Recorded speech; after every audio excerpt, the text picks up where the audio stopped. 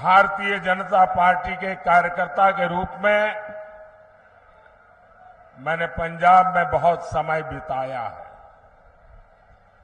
यहां के खेतों में, खलिहानों में, सड़कों में खूब घूमा हूं। वो दिन मुझे बराबर याद रहते हैं कि साथियों के साथ बारादरी गार्डन में सुबह सुबह टहलना और जोड़ियां भाटिया चौक में साथियों से गप मारना, सारी पुरानी यादें। और मैं देख रहा हूं आज मुझे काफी पुराने साथियों के दर्शन करने का भी अवसर मिला है। जब भी मैं पंजाब आता हूं, पंजाब से ये स्नेह और बढ़ जाता है। साथियों, देश में 5 चरणों का चुनाव हो चुका है और जनता जनार्दन ने मोहर लगा दी है कि फिर एक बार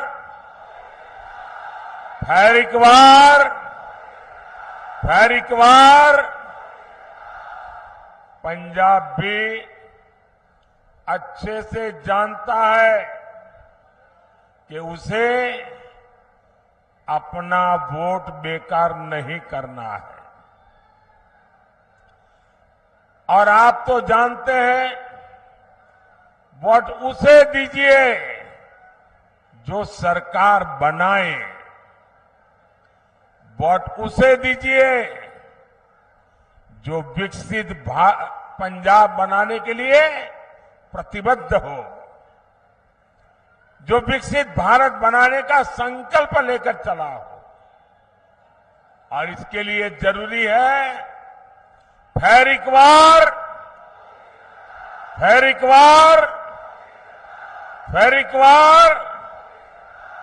भाइयों बहनों, 24 का ये चुनाव देश का चुनाव है। देश को मजबूत बनाने का चुनाव है। और देश के सामने एक तरफ भाजपा और एनडीए है, दूसरी तरफ भ्रष्टाचारियों का इंडी गठबंधन है। इंडी गठबंधन जिसके पास न नेता है न नियत है। एक तरफ मोदी है जो लड़ाकू विमान से लेकर एयरक्राफ्ट कैरियर तक भारत में बना रहा है। दूसरी तरफ इंडी गठबंधन है जो लिखित रूप में कहता है कि हमारे परमाणु हथियारों तक को समाप्त कर देना चाहिए। आज बुद्ध पूर्णिमा है। आज ही के दिन, बुद्ध पूर्णिमा के दिन, भारत ने अणु विस्फोट करके अपनी ताकत का परिचय करवाया था। साथियों, एक तरफ आतंकवादियों को घर में घुसकर मारने का साहस, दूसरी तरफ इंडी वाले हैं जो आतंकवादियों के एनकाउंटर पर आंसू बहाते हैं। एक तरफ मोदी सरकार है जिसने 10 साल में 25 करोड़ लोगों को गरीबी से बाहर निकाला है। वहीं दूसरी तरफ इंडी गठबंधन है जो कहता है कि आपकी कमाई, आपके खेत खलिहान का आधा हिस्सा छीन लेगा। इंडी गठबंधन समाज को, देश को बांटना चाहता है, लेकिन मोदी भारत को विकसित भारत बनाना चाहता है। और इसलिए मैं आज पंजाब की धरती पर पंजाब के मेरे भाई बहनों से मैं आज आशीर्वाद मांगने आया हूं। गुरुओं की भूमि पर सर झुका करके आशीर्वाद मांगने के लिए आया हूं। भाई और बहनों, राष्ट्र रक्षा हो, आस्था और संस्कृति की रक्षा हो या फिर देश का विकास, पंजाब ने, सिख समाज ने हमेशा आगे बढ़कर काम किया है। यहां के लोगों ने खेती से लेकर उद्यमिता तक देश के विकास को नेतृत्व दिया है। लेकिन साथियों, कट्टर भ्रष्टाचारियों ने पंजाब का क्या हाल बना दिया है। यहां से उद्योग कारोबार पलायन कर रहा है और ड्रग्स का, नशे का कारोबार फल फूल रहा है। यहां राज्य सरकार का हुक्म नहीं चलता। यहां रेत खनन mafia, drug mafia, shooter gang की मनमानी चलती है। पूरी सरकार कर्ज पर चल रही है।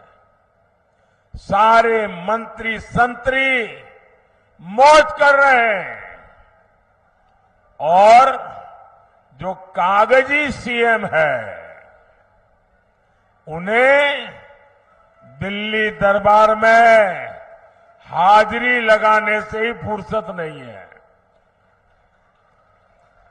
क्या ऐसे लोग पंजाब का विकास कर सकते हैं?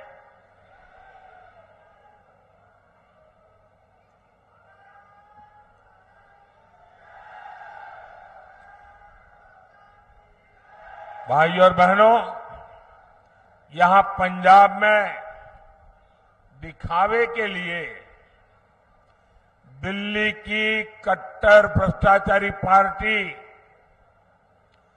और सिख दंगे के दोषी पार्टी आमने सामने लड़ने का नाटक कर रहे हैं। लेकिन सच्चाई यही है कि पंजाब और झाड़ू पार्टियां दो है, लेकिन दुकान एक ही है। यहां के लोग कुछ भी बयान दें, लेकिन दिल्ली में एक दूसरे को कंधे पर उठाकर नाच रहे हैं। और इसलिए मैं पंजाब के लोगों को प्रार्थना करता हूं कि इनसे सावधान रहना है।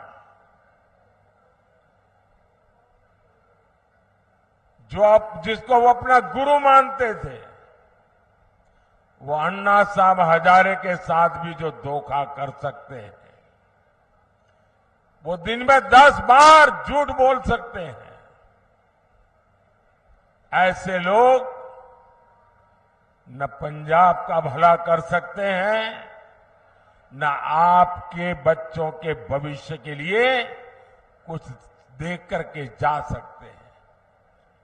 भाइयों और बहनों, इंडी गठबंधन को न विकास की परवाह है और न ही हमारी विरासत की चिंता। आजादी के बाद दूसरे दिन ही अयोध्या में राम मंदिर बन जाना चाहिए था, लेकिन कांग्रेस ने मंदिर का निर्माण रोका। अब जब मंदिर बन गया तो ये मंदिर को गालियां दे रहे हैं। आज दुनिया भर से श्रद्धालु अयोध्या पहुंच रहे हैं और उनका स्वागत महर्षि वाल्मीकि के नाम पर बना हवाई अड्डा करता है।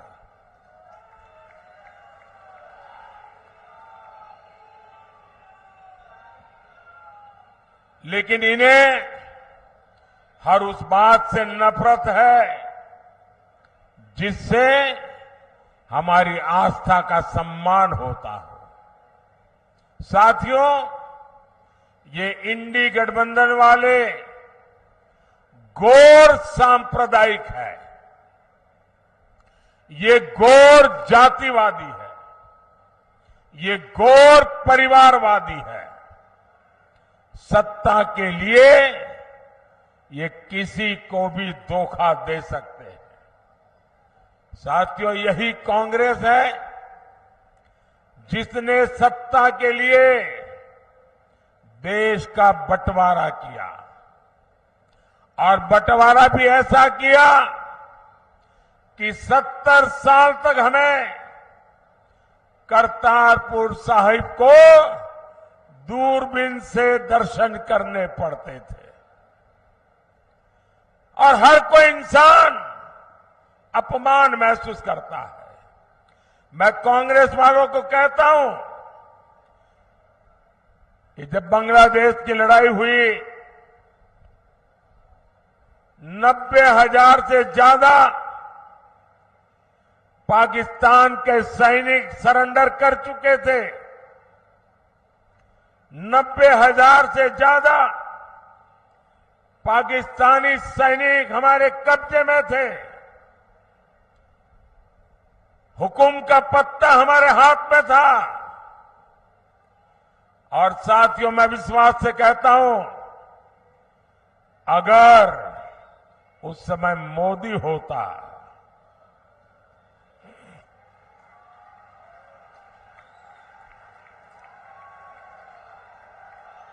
अगर उस समय मोदी होता तो मैं इनसे करतारपुर साहब लेकर के रहता, तब जाकर के उनको जवानों को छोड़ता।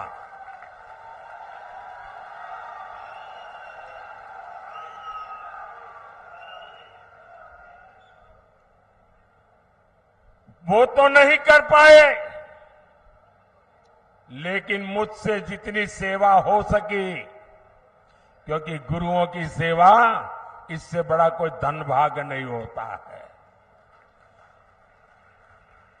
आज करतारपुर साहिब कॉरिडोर आपके सामने है। हमारे सभी श्रद्धालु गर्व के साथ वहां जाते हैं। साथियों, हमारी सरकार ने लंगर को टैक्स से मुक्त किया। ये पहले भी ये सरकारें कर सकती थी। पहले हरमंदिर साहब में विदेशों से भक्त चंदा नहीं दे पाते थे। बार बार यहां से मांग उठती थी। दिल्ली में बैठी हुई सरकारें सुनने को तैयार नहीं थी। ये मोदी ने आकर के इसके नियमों में छूट दी और आज हमारे हरमिंदर साहब की सेवा दुनिया के किसी भी कोने में रहकर कोई कर सकता है। श्री फतेहगढ़ साहिब तो साहबजादे के शौर्य और शहादत का साक्षी रहा है। ये मोदी सरकार है जिसने साहबजादों के शौर्य के लिए समर्पित वीर बाल दिवस घोषित किया। और कुछ लोगों को समझ नहीं आ रहा है कि वीर बाल दिवस घोषित करने का मतलब क्या होता है। मुझे दुख है कि पंजाब में भी ऐसे लोग हैं जिनको इसकी कोई समझ नहीं है। पंजाब के अंदर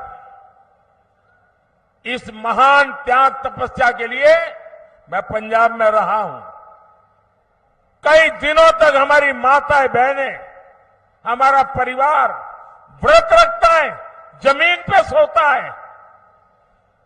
कितना महत्वपूर्ण श्रद्धा का विषय है। लेकिन हिंदुस्तान में केरल में जाइए, उनको कुछ पता नहीं। तमिलनाडु में जाइए, कुछ पता नहीं। आसाम में जाइए, कुछ पता नहीं। इतना बड़ा त्याग और बलिदान, और मेरे देश के लोगों को पता नहीं है। ये मुझे बहुत खटकता था।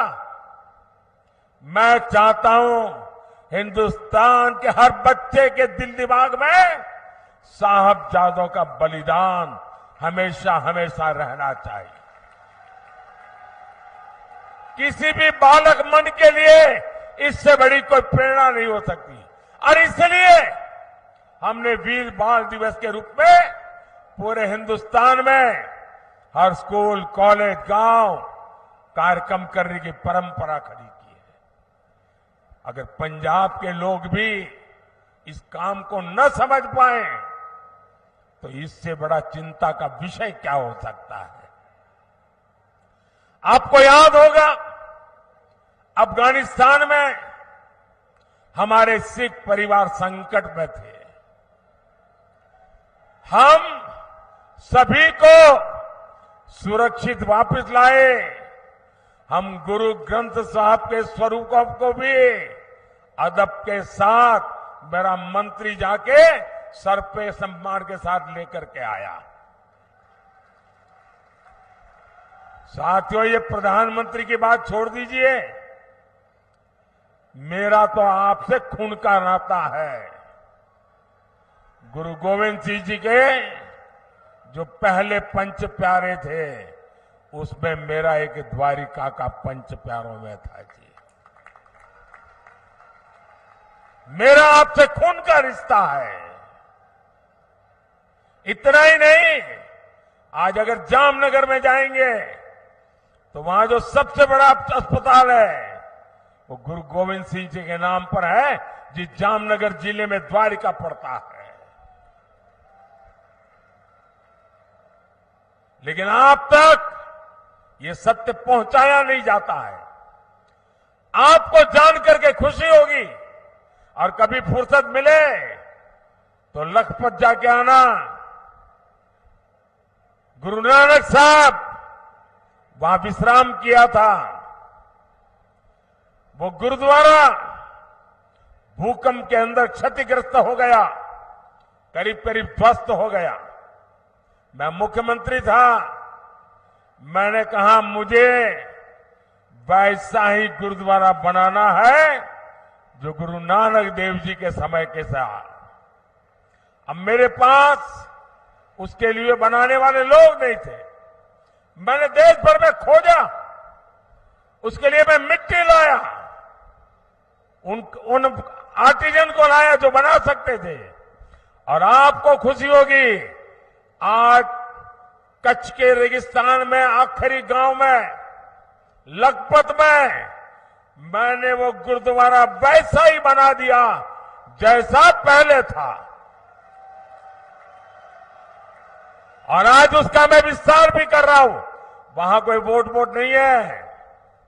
ये वोट के लिए मोदी नहीं करता है, श्रद्धा है इसलिए कर रहा है। गुरुओं के त्याग बलिदान के प्रति ये सर झुकता है मोदी का, इसलिए कर रहा है।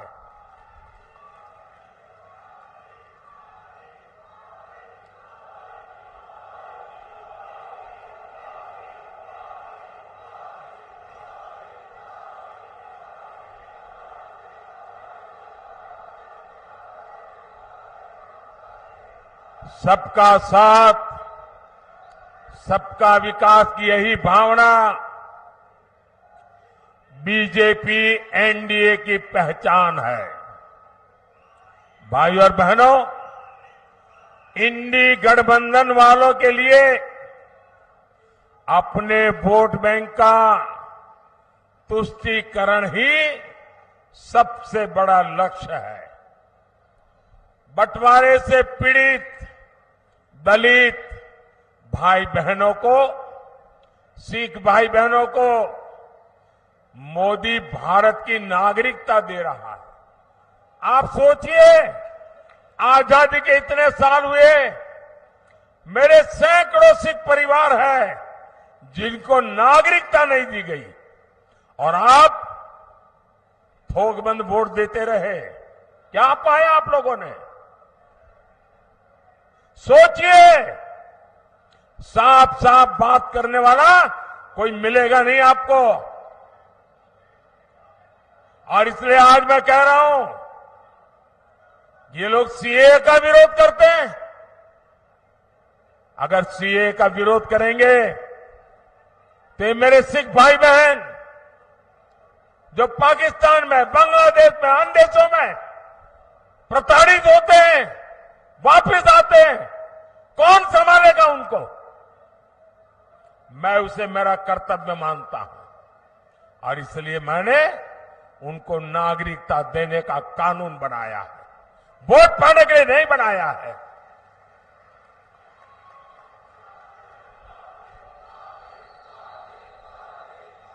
और ये इंडिया अलायंस वाले देख लीजिए, सीए के नाम पर दंगे कराए और ये आज भी कह रहे हैं कि वो वापस आएंगे तो सीए को खत्म कर देंगे।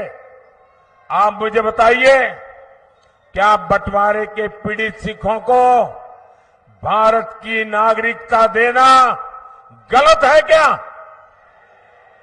देनी चाहिए कि नहीं देनी चाहिए?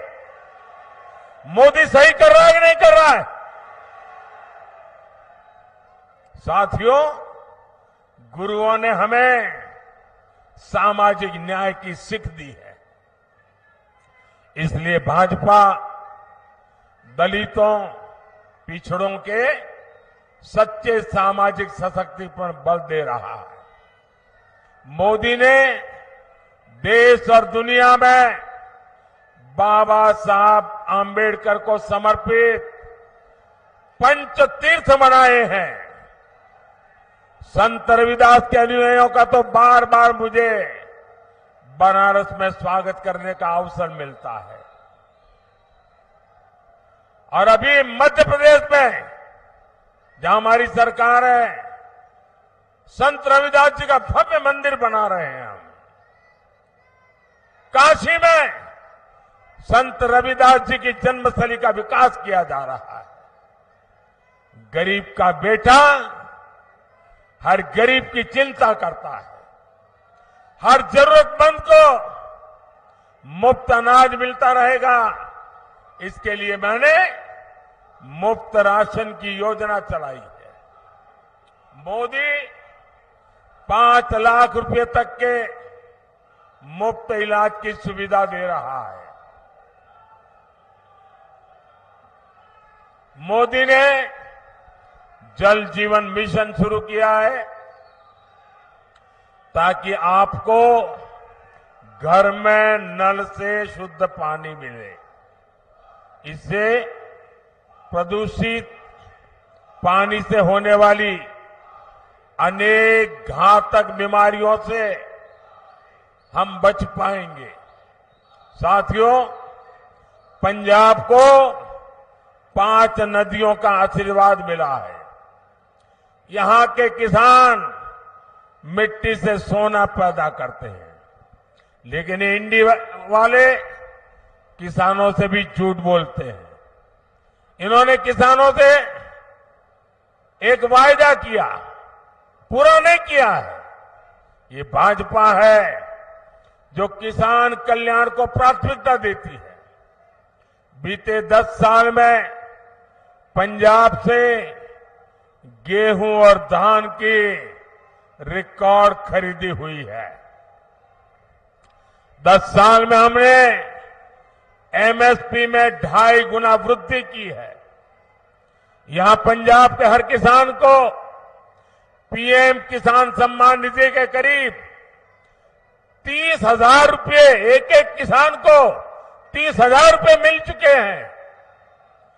केमिकल खेती से धरती मां को बचाने के लिए हमारी सरकार नेचुरल फार्मिंग पर जोर दे रही है।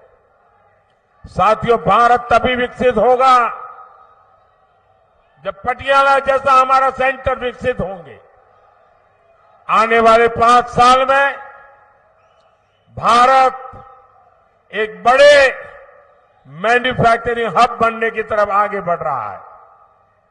इसका सीधा लाभ पंजाब को और पटियाला जैसे शहरों को होने वाला है।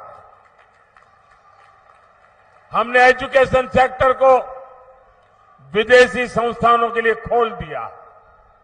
इससे विदेशी यूनिवर्सिटीज भी देश में कैंपस खोल रही है। इसका लाभ भी पटियाला जैसे एजुकेशन हब को होगा। ये तो स्पोर्ट्स का एक बड़ा सेंटर है। मोदी का संकल्प भारत को खेल महाशक्ति बनाने का है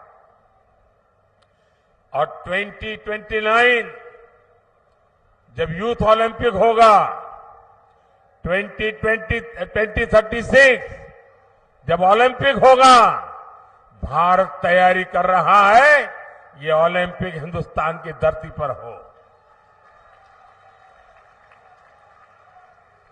और इसलिए खिलाड़ियों और स्पोर्ट्स इंफ्रास्ट्रक्चर पर इतना खर्च किया जा रहा है। भारत में ओलंपिक्स हो, इसके लिए हम पूरी तैयारी कर रहे हैं। इससे देश में स्पोर्ट्स इकोनॉमी का निर्माण होगा, नई नौकरियां, नए रोजगार बनेंगे। भाइयों और बहनों, 1 जून को आपको विकसित पंजाब के लिए, विकसित भारत के लिए वोट करना है। पटियाला से परिणीत कौर जी, फतेहगढ़ साहिब से गेजाराज वाल्मीकि जी, संगरूर से अरविंद खन्ना जी, भटिंडा से परमपाल कौर सिद्धू जी, फरीदकोट से हंसराज हंस जी को ज्यादा से ज्यादा वोट से विजयी बनाए। और आप जब इनको वोट देते ना, वो वोट सीधा सीधा मोदी के खाते में जाता है। और इसलिए मैं आज पंजाब की धरती से, मेरी ये पहली चुनाव सभा से सभी पंजाब के नागरिकों का आग्रह करता हूं कि हमें पंजाब को बदलना है। हमें पंजाब को नई ऊंचाइयों पर ले जाना है। हमें पंजाब को वो पुराना गौरव वापस लौटाना है। और ये काम सिर्फ और सिर्फ भाजपा कर सकती है। मैं आपका साथ चाहता हूं, मैं आपका आशीर्वाद चाहता हूं और मैं आपको वादा करता हूं, ये मोदी की गारंटी है। आपका सपना ये मोदी का संकल्प है। मेरा पल पल आपके लिए, मेरा पल पल देश के लिए 24/7 फॉर 2047 ये मोदी की गारंटी है।